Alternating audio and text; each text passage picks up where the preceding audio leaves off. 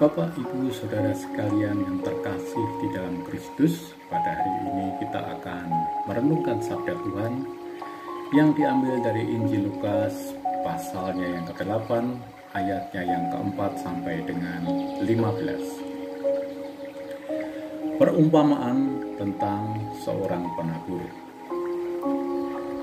Ketika orang banyak berbondong-bondong datang, yaitu orang-orang yang dari kota ke kota menggabungkan diri dengan Yesus, berkatalah ia dalam suatu perumpamaan.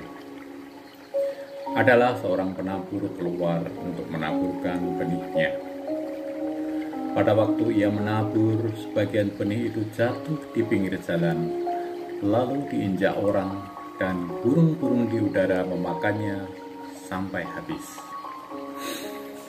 Sebagian jatuh di tanah yang berbatu-batu, dan setelah tumbuh ia menjadi kering karena tidak mendapatkan air.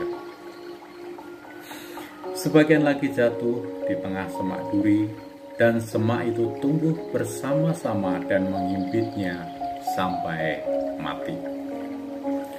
Dan sebagian jatuh di tanah yang baik, dan setelah tumbuh berbuah 100 kali lipat.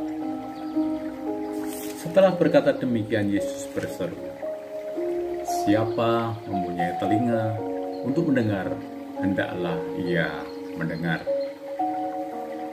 Murid-muridnya bertanya kepadanya, "Apa maksud perumpamaan itu?" Lalu ia menjawab, "Kepadamu diberi karunia untuk mengetahui rahasia kerajaan Allah. Tetapi kepada orang-orang lain hal itu diberitakan dalam perumpamaan, supaya sekalipun memandang mereka tidak melihat, dan sekalipun mendengar mereka tidak mengerti." Inilah arti perumpamaan itu. Benih itu ialah firman Allah. Yang jatuh di pinggir jalan ialah orang yang telah mendengarnya. Kemudian datanglah iblis, lalu mengambil firman itu dari dalam hati mereka, supaya mereka jangan percaya dan diselamatkan.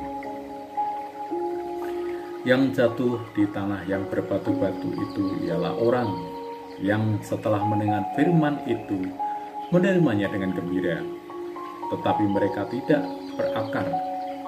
Mereka percaya sebentar saja, dan dalam masa percobaan mereka murtad. Yang jatuh di dalam semak duri ialah orang yang telah mendengar firman itu, dan dalam pertumbuhan selanjutnya mereka terhimpit oleh kekhawatiran dan kekayaan dan kenikmatan hidup, sehingga mereka tidak menghasilkan buah yang matang. Yang jatuh di tanah yang baik itu ialah orang yang setelah mendengar firman itu menyimpannya dalam hati yang baik dan mengeluarkan buah dalam ketekunan. Demikianlah Injil Tuhan. Terpujilah Kristus.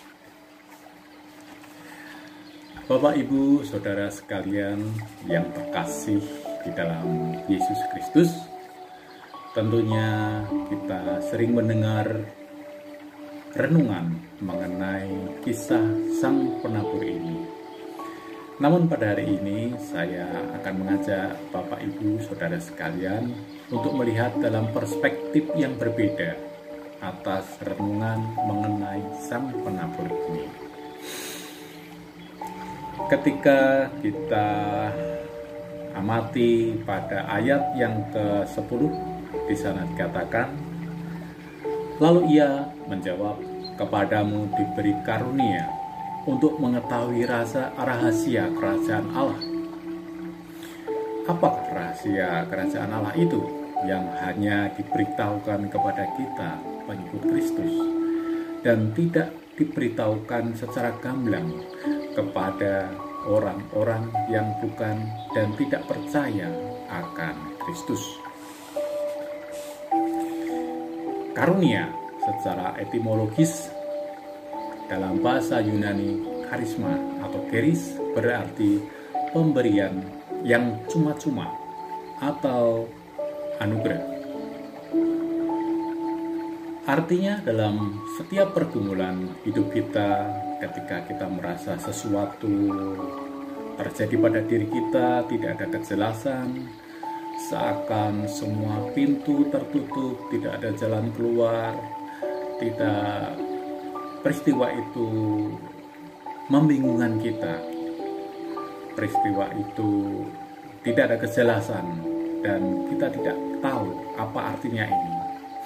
Maka sebagaimana murid-murid Kristus datang kepada Tuhan dan bertanya, kita pun sebagai pengikut Kristus juga berhak untuk bertanya kepada Tuhan. Dan seperti biasa Tuhan akan memberikan ruang tersendiri bagi kita untuk menjawabnya. Tuhan, apa arti semua ini Tuhan? Ketika kita bertanya pada Tuhan, Tuhan akan dan sudah memberi jawaban akan semua persoalan hidup kita. Itu tertuang dalam firman Tuhan yang ada di dalam Alkitab. Yesus pernah berkata waktu ia dicobai di padang gurun oleh iblis bahwa manusia hidup bukan dari roti saja, akan tetapi dari setiap firman yang keluar dari mulut Allah. Apa artinya ini? Bahwa firman Allah ialah sumber kekuatan kita. Firman Allah adalah makanan rohani kita. Firman Allah adalah jawaban dari setiap hidup kita. Yang menjadi tantangan adalah bahwa iblis sendiri juga tahu akan hal ini. Karena ketika Yesus bersabda mengenai hal tersebut, ia bersabda langsung kepada iblis. Mungkin pada saat itu iblis tersenyum dan dia berkata dalam hati, oh ini toh sumber kekuatan manusia. Firman Allah, kekuatan manusia. Maka aku akan berusaha untuk mengambil firman itu dalam hati manusia selagi ia masih berbentuk benih. Ya, iblis akan selalu berusaha untuk merampas firman itu dari hati kita selagi ia masih berbentuk benih. Karena akan lebih mudah bagi iblis untuk mengambil firman itu dibanding jika firman itu sudah berakar dalam hati kita menjadi pohon yang kuat dan sudah menghasilkan buah. Ia akan kesulitan mencabut firman itu dalam hati kita. Inilah yang selalu diincar iblis dari manusia, menjauhkan manusia dari kasih karunia Allah. Seperti di dalam 1 Petrus pasalnya yang kelima ayatnya yang ke-8, di sana dikatakan, sadarlah dan berjaga-jagalah. Si iblis berjalan keliling seperti singa yang mengaum-ngaum dan mencari orang yang dapat ditelannya. Ayat ini mengajarkan kepada kita untuk selalu sadar dan berjaga-jaga agar firman kita yang telah kita terima tidak dirampas oleh iblis. Dan di ayat yang ke-9 Alkitab mengatakan, lawanlah dia dengan iman yang teguh. Kita yang sudah beriman dalam Kristus selayaknya berkeyakinan bahwa segala sesuatu yang sudah diselesaikan Yesus di atas kayu salib, kita tidak lagi hidup di bawah kuasa kegelapan. Akan tetapi kita sudah hidup di dalam ruang kasih karunia. Sehingga ketika iblis datang untuk mengambil firman tersebut, kita sudah dipersenjatai oleh iman akan Kristus untuk melawan godaan iblis itu. Sehingga firman yang ditabur dalam hati kita dapat tumbuh dengan subur dan berakar kuat. Untuk selanjutnya kita menghasilkan buah yang berlimpah. Demikianlah Bapak Ibu sekalian yang terkasih dalam Kristus, renungan kita pada hari ini. Semoga kita selalu dikuatkan oleh firman Allah. Dimuliakanlah Allah sekarang dan selama-lamanya. Amin.